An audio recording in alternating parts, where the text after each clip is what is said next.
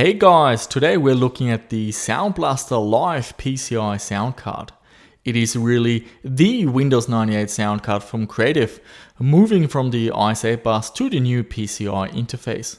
I always had a mixed opinion of the sound card, and when you read up on the Live online, you will generally find people either having no issues and speaking very highly of the sound card, but others had a rough time and don't recommend it. So I've spent quite some time testing out different live cards and drivers to see why the differences exist. So in this video, we will get a good idea of what this sound card sounds like, both in Windows and in DOS. And we also have some tips and recommendations so you have a positive experience with the live sound card. So there are quite a few different versions of the Live, and that's really for a different video. So I'm just going to give you the short version. What is important is that you go for a retail card and avoid the OEM versions. Also, you need to have the driver CD that goes with the card, but avoid the WDM drivers and use the VXD drivers instead. And ideally, your motherboard has an Intel chipset, as there can be issues with other chipsets. Now we will look at the drivers in more detail later, especially why you should go with the VXD drivers. But do keep in mind that this video focuses on Windows 98 and DOS rather than Windows XP. The main reason to go with the retail versions is that it's very easy to find the driver CDs online. If you happen to end up with an OEM version, then finding the correct driver disk can be a very frustrating experience. The first models have only got analog audio outputs, and later versions of the Live they added digital outputs, and the last revisions had 5.1 surround support. It's the Sound Blaster Live 5.1 cards that I ended up going with. I tried the SB0060, which came with the original installation CD, and also the SB0100. Today we're using the SB0100. This one is one of the latest revisions dated from 2001, and we're using the driver CD that came with the SB0060. The driver CD, they have no obvious versions, so it's best to write down the actual VXD and WDM driver versions, and I will mention them in this video. Before we look at the drivers and check out some games, let's take a closer look at the card. This is the EMU10K1 audio processor and the heart of the Sound Blaster Live. The chip has over 2 million transistors and is compatible with EAX 1 and 2 standards. As the sound cards transitioned from ISA to PCI, the sampling rate also moved from the 44.1 kHz CD standard to the higher 48 kHz DVD standard. The Sound Blaster Live is a 48 kHz card, and it has to use resampling for 44.1 kHz, which can result in audible distortion. So if you're doing any recording with this card, make sure you record at 48 kHz. On the PCB, we have the usual ports. There are headers for the CD-ROM in both analog and digital form, as well as connections for modem and auxiliary devices like a TV tuner. There's also a PC speaker header. This lets you connect the PC speaker output from your motherboard to the sound card. At the back is a massive port for connecting the Live drive, a front bay device that lets you conveniently plug in devices from the front rather than having to crawl underneath your desk to plug your devices into the back of the sound card. These are getting quite hard to find, but for the purpose of retro gaming, they are really not necessary. At the rear of the card, we have 3 outputs. The green one is for the front speakers or headphones, the black one is for the rear speakers, and the orange one is for the center and sub, but can also be used as a digital output. The blue and pink ports are your standard line-in and microphone ports. And we also get the typical game port. Here we can connect a joystick or a gamepad, but this game port is also the MPU 401 MIDI interface that lets you connect external MIDI devices like a Roland sound canvas. I think it's time to install the sound card into our test bench. We've got a slot 1 machine with an Intel Pentium 3 600, we've got 256 MB RAM, a GeForce FX 5200, 16 gig SD card for storage, there's a DVD drive, and we've got a XFX 450 watt power supply. After you install the card and turn on the machine, Windows 98 will pick up the new PCI device, but cancel the wizard at this stage. We now need the installation disk. When it comes to the drivers, we have quite a few options. If you just want to play some games and you don't need to load sound fonts or need any of the other bundled software, you can just install the bare bones VXD drivers from the CD. For this, just navigate to the CD, go into the audio subdirectory, then into English, and then into Win9x DRV. Run the upgrade driver 98 executable, and this will install all the drivers. After a reboot, we are good to go.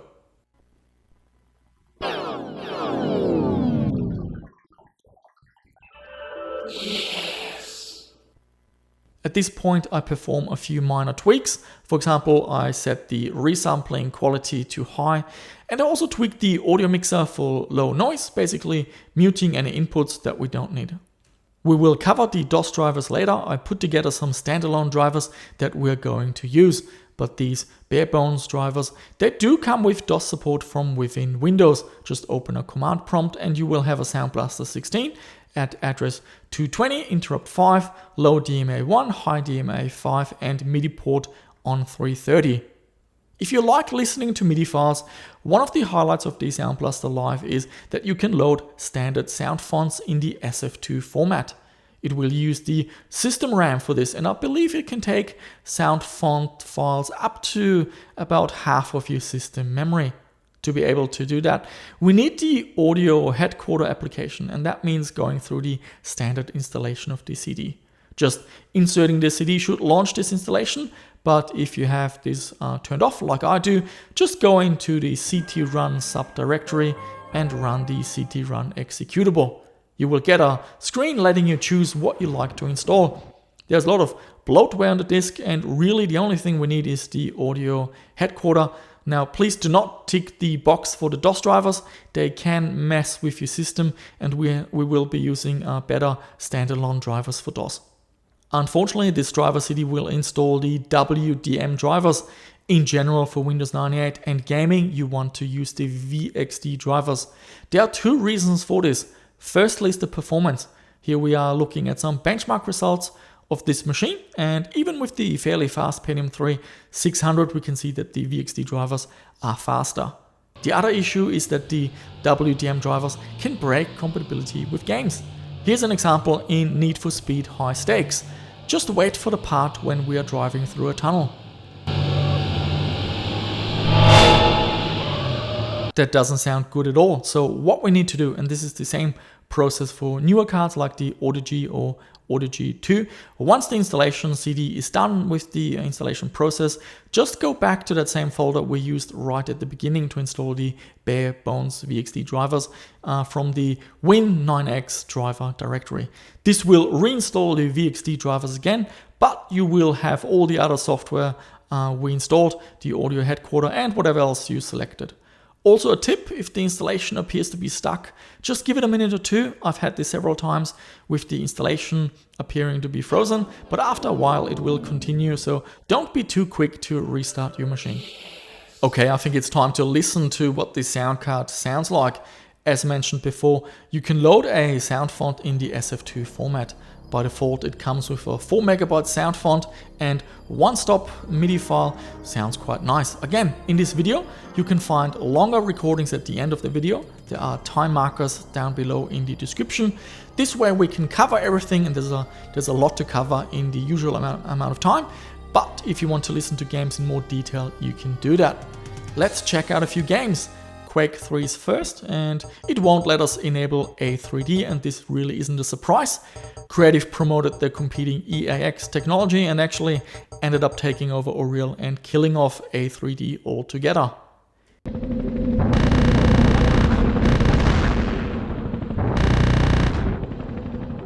Incoming sounds very nice on the Sound Blaster Live. This is the benchmark run, and it runs at a high speed, so many sound cards can get overwhelmed by the large amount of sounds playing at the same time. But the Sound Blaster Live sounds wonderful. The transitions from left to right are really nice and smooth, and the gunfire and the explosions, they sound clean and punchy. So this is a great way to play this game.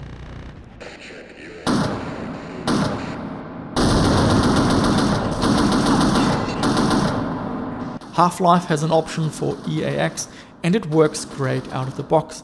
You could say that the reverb is a bit overdone, there's a lot of echo going on, but it does make the game more lively.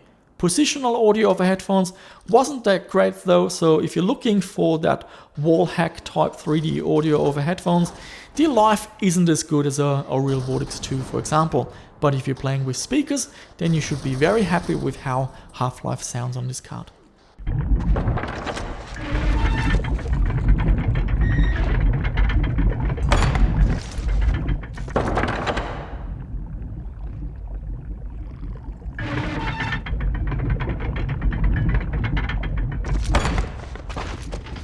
Rune is another game supporting both A3D and EAX. On the Sound Blaster Live, once again, it sounds great, so the audio quality is really good, but the 3D positional effect is not at the level of an Real Vortex 2. But once again, if you're using standard speakers, this shouldn't be much of an issue.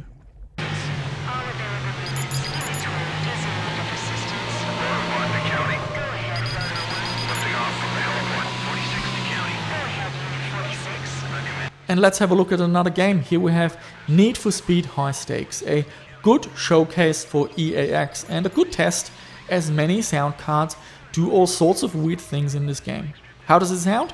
Well, this game is made for the Live, and it's in these EAX supporting games that the Live really shines. I've tried out quite a few sound cards so far, and none of them sound as nice as the Live in this game. We got a good dose of reverb, especially in the tunnels. The radio chatter is clearly audible, but free of distortions, and the entire sound stage is very calm. Other sound cards, they can sound quite hectic in this game and can wear you out quickly when listening with headphones. Okay, on to DOS. Let's restart our machine into pure MS-DOS mode. So these DOS drivers are extracted from the original installation CD, but I've added 2 batch files to make life a little bit easier. All you need to do is copy this Live DOS folder to your C drive, and I will make these drivers available on our website. There should be a link down below in the description. All you need to run is Live init and the card will initialize. It does take a little bit longer to load because I've upgraded the sound font to the largest version with 8 megabytes instead of the default 2 megabyte one, so the general MIDI will sound nicer. We also have a DOS mixer, just run SBE mixer and you can adjust the levels. So in DOS, what do we get? We get a Sound Blaster 16, but also working general MIDI. Now, DOS support, like with all PCI cards, is limited.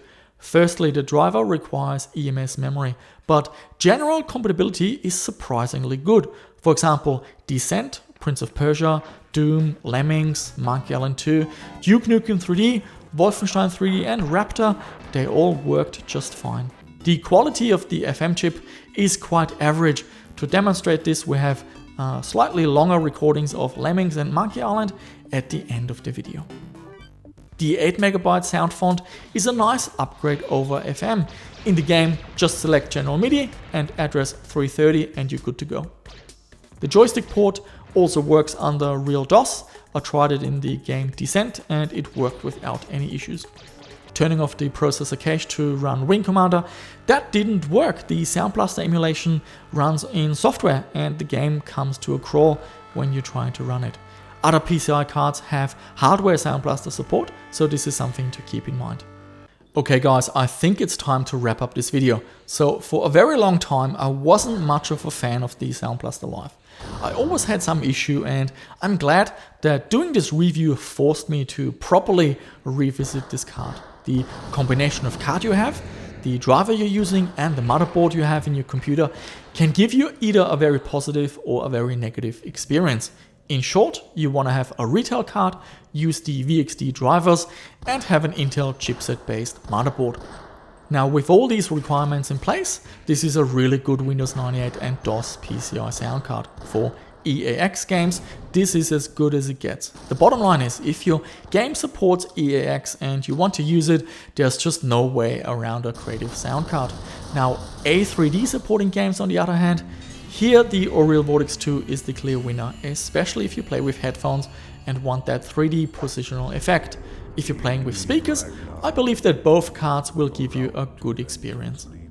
The Live has a few other tricks up its sleeve. Being able to load sound fonts is a cool feature if you're going to listen MIDI files. The DOS compatibility surprised me. Firstly, we're getting Sound Blaster 16 compatibility rather than just Sound Blaster Pro like with most other cards. And secondly, we're getting a nice general MIDI device in pure DOS that makes games such as Doom or Duke Nukem 3D sound a lot nicer. DOS compatibility isn't perfect, it's not as good as the Oriel Vortex 2, but it's better than most other cards I've tried so far. So there you have it guys, the Creative Sound Blaster Live, a great Windows 98 and DOS sound card for retro gaming. Let me know down below in the comments, what do you think of this sound card and what are your personal experiences using the Sound Blaster Live? Also any questions, just leave them down below, I do my best to answer them. And as always, if you found this video interesting and you want to see more content like it, please subscribe and click on that notification bell. Give it a like or a dislike and share it with your friends. Thank you for watching and I shall see you soon with another one.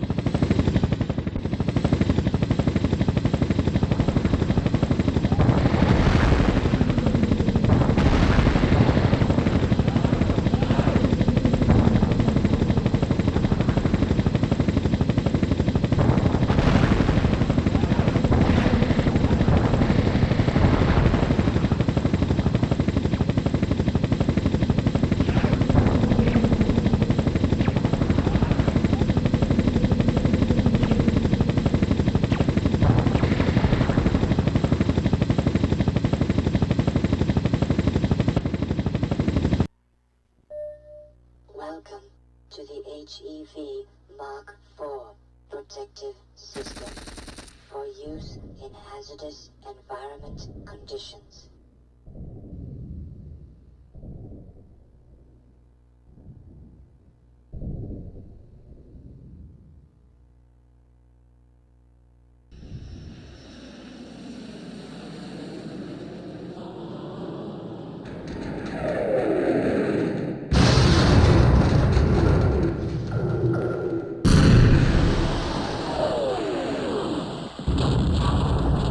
Open up the reactor complex so we can get down to safety.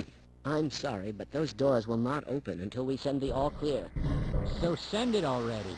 I would love to do that, but the aerial bombardment has made a wreck of my transmitter. The cables are severed.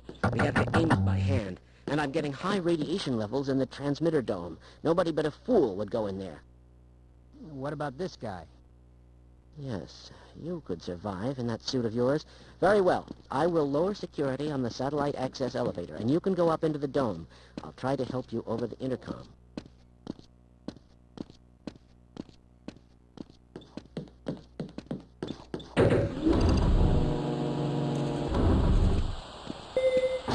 I'll stay here and guard this area.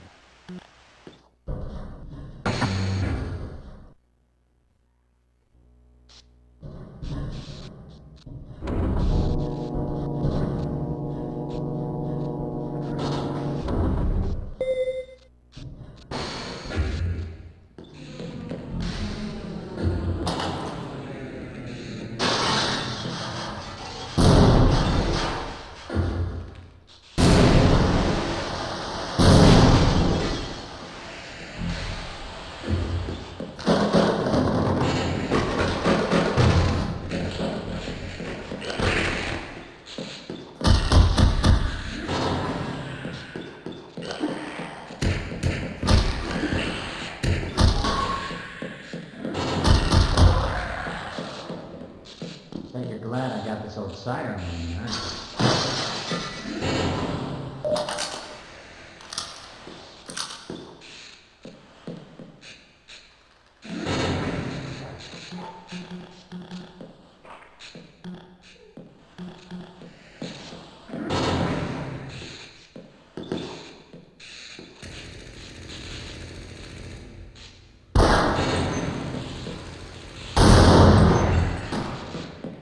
Yeah, let's go.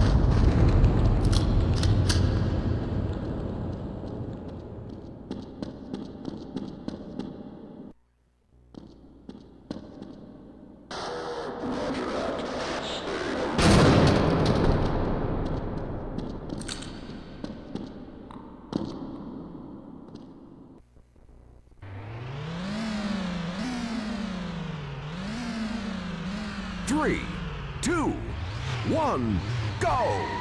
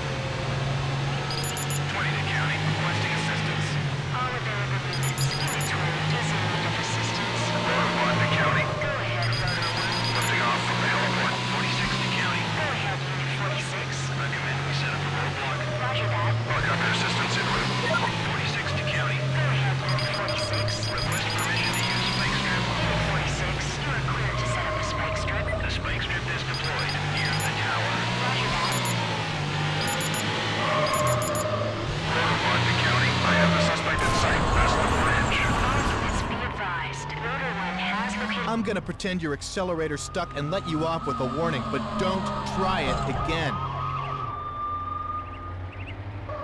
38 to county, in pursuit of a blue BMW, past the bridge. All units be advised. 31 to county, joining pursuit of a BMW, past the bridge. 20 to county, can't keep up, breaking up pursuit of the BMW. I have a speeding Porsche. Head of platoon, I'm code 2, responding with lights and sirens. 37 to county. 37, go ahead. I've lost contact with the suspect. Roger that. 46 to county. Go ahead, unit 46. I can't stay with them. I'm pulling back. Affirmative. You just don't seem to get it, do you? This is your final warning. Next time you'll be riding with me. 31 to county. Unit 31, go ahead. We're code 4 here. Unit 31, 38 to county. go ahead. I can't keep up, breaking up pursuit of the BMW. Roger. 38 to county. I have a speeding Porsche. At the large dome. All units be advised. Portion. 38 to county. Requesting backup in the Ice Canyon. All available units. Unit 38 is in need of assistance in the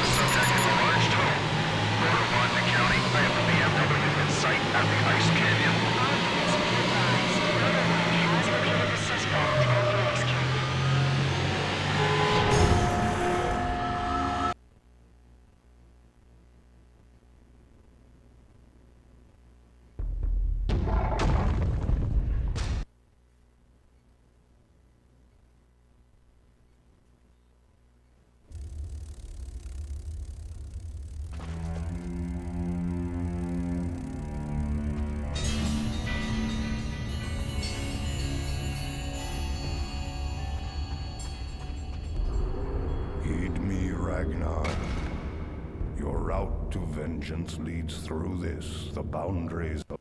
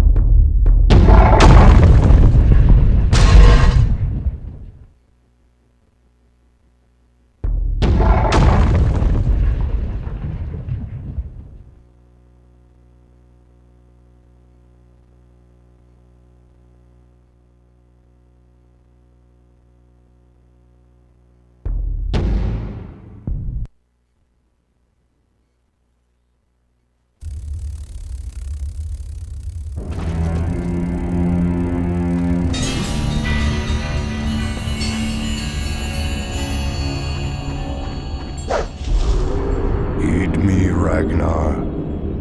Your route to vengeance leads through this, the boundaries of Hell's domain. She will not take kindly to your presence. And as you walk among the souls of the dishonored, you must defend yourself well.